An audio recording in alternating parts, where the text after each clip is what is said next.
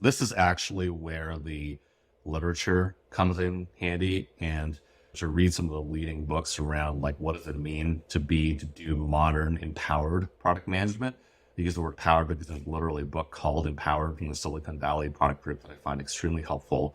There's inspired and then there's empowered and there's one about product marketing. But those two are the ones that I would kind of focus on, inspired and empowered.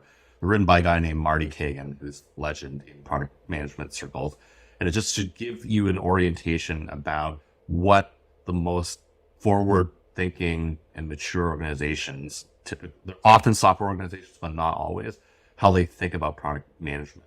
And then what you want to do is to take those beliefs or those practices and line them up against how your company thinks about product management.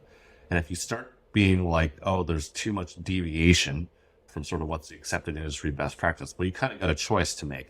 It's like one thing you could do is you could say, that's okay. I still want to do that role.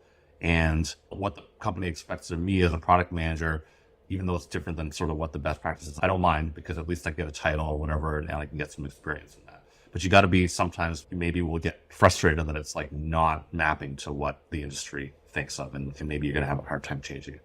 The other reason to do it, and if you're kind of like a masochist like me on some level, is like, look, there's that gap, but you're a change agent. And I guess fundamentally that's also what I do, right? The generalist thing is I kind of said, I follow my nose about where problems are, and then I try to change the organization, or I try to change those functions or how the organization perceives those functions.